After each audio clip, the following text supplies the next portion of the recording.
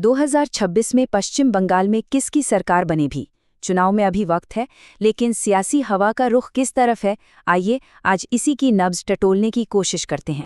ये सवाल आज हर किसी के मन में है और इसका जवाब ढूंढने के लिए कई सर्वे और अनुमान सामने आ रहे हैं। तो चलिए देखते हैं कि ये शुरुआती आंकड़े क्या कहानी बयां कर रहे हैं। तो सबसे पहले बात करते हैं अनुमानित नतीजों की। देखते हैं कि पोलिंग एजेंसियां क्या कह रही हैं। तो ये देखिए, आंकड़े काफी दिलचस्प है।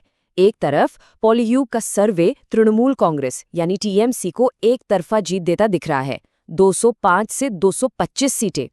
वहीं चाणक्य का अनुमान एक करीबी टक्कर की तरफ इशारा कर रहा है, लेकिन यहां भी टीएमसी 150 से 160 सीटों के साथ बहुमत का 148 का आंकड़ा पार करती दिख रही है। मतलब शुरुआती रुझान तो टीएमसी के पक्ष में ही है, पर जीत का मार्जिन कितना बड़ा होगा, इस पर तस्वीर साफ नहीं है।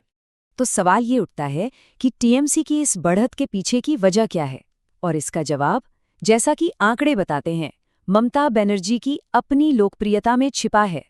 वोट वाइब के इस सर्वे पर नजर डालिए। मुख्यमंत्री पद के लिए ममता बनर्जी आज भी सबसे पसंदीदा चेहरा है, करीब 35.4% लोगों की पसंद। उनके सबसे करीबी प्रतिद्वंद्वी बीजेपी के सुवेंदु अधिकारी 20.9% पर हैं, यानी दोनों के बीच लगभग 15% का एक बड़ा फासला है। और इस लोकप्रियता की एक बड़ी वजह, जैसा कि ईपीओलेक्यू का ये विश्लेषण बताता है, वो है टीएमसी सरकार की कल्याणकारी योजनाएं। इन स्कीम्स ने जमीनी स्तर पर खासकर महिलाओं, ग्रामीण वोटरों और युवाओं के बीच एक मजबूत लॉयल बेस तैयार किया है। असल में बात यहीं खत्म नहीं होती। जब लोगों से पूछा गया कि उनके लिए वोट देने का सबसे बड़ा कारण क्या है, तो लगभग 29.3% लोगों ने कहा ममता सरकार का काम। ये सीधा सीधा दिखाता है कि सरकार के काम का असर कितना गहरा है। लेकिन कहानी का एक दूसरा पहलू भी है। एक तरफ ममता बनर्जी की लोकप्रियता है, तो दूसरी तरफ वोटरों के मन में कुछ बड़ी चिंताएं और नाराजगी भी है। ये आंकड़ा देखिए, ये बहुत कुछ कहता है। सरकार के प्रदर्शन पर जनता की राय एकदम बंटी हुई है। जहां 38.3% लोग काम को अच्छा या बहुत अच्छा बता रहे हैं, वहीं 40.6% लोग इसे खराब या बहुत खराब मानते हैं। ये लगभग बराबर का आंकड़ा है और ये दिखाता है कि एक बड़ा तबका सरकार के काम से खुश नहीं है। और इस नाराजगी की वजह क्या है? देखिए, सबसे बड़ा मुद्दा है बेरोजगारी। करीब 33.8% वोटरों के लिए ये सबसे अहम सवाल है। इसके बाद नंबर आता है कानून व्यवस्था और भ्रष्टाचार का। ये वो मुद्दे हैं जो लोगों को परेशान कर रहे हैं।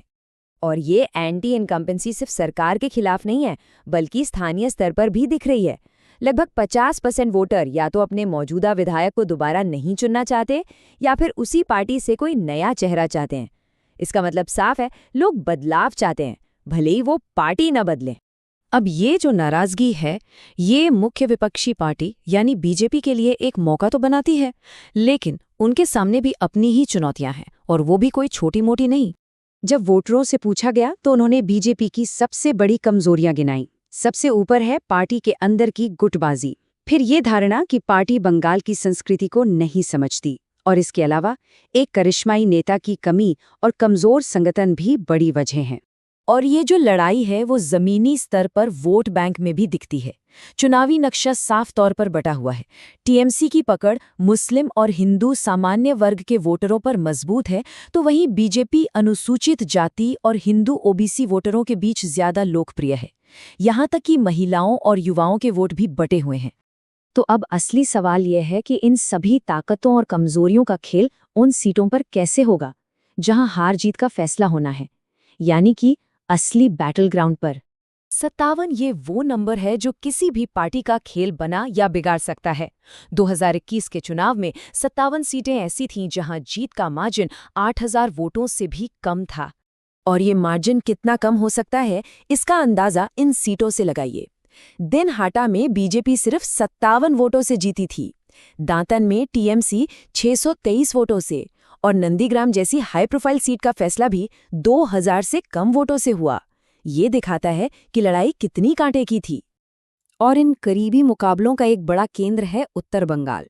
यहाँ की 54 सीटों पर दोनों पार्टियों के बीच जबरदस्त टक्कर है। 2021 में बीजेपी को यहाँ 30 सीटें मिली थी और टीएमसी को 24। मतलब ये वो इलाका है जो चुनाव का रुख तय कर सकता है। अब आते हैं इस पूरी कहानी के सबसे बड़े वाइल्ड कार्ड पर, वो वोटर जिन्होंने अभी तक तय ही नहीं किया है कि उन्हें किसे वोट देना है। इस चार्ट को देखिए, टीएमसी करीब 39.6% और बीजेपी प्लस 30.5% पर है।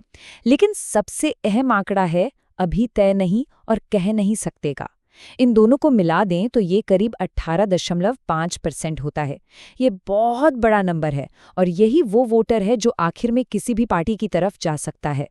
और इस अनिश्चितता में एक और फैक्टर जुड़ जाता है, वो हैं निलंबित टीएमसी विधायक हुमायूं कबीर जैसे नेता। करीब 26% वोटरों को लगता है कि वो टीएमसी के मुस्लिम वोट बैंक में सेंध लगा सकते हैं। ऐसे स्पॉइलर उम्मीदवार उन सीटों पर खेल बिगाड़ सकते हैं जहां मुकाबला पहले से ही करीबी है। तो सवाल आखिर में यहीं आके टिकता है कि जब लगभग हर 5 में से एक वोटर ने अपना मन नहीं बनाया है, तो क्या ये अनडिसाइडेड वोटर और करीबी मुकाबले वाली सीटें चुनाव के आखिरी नतीजों की पूरी कहानी पलट सकती हैं?